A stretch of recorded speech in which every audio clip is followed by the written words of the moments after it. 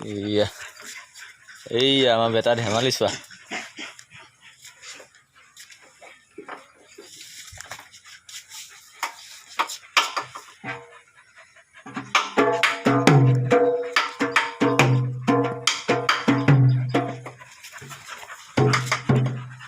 এইয়া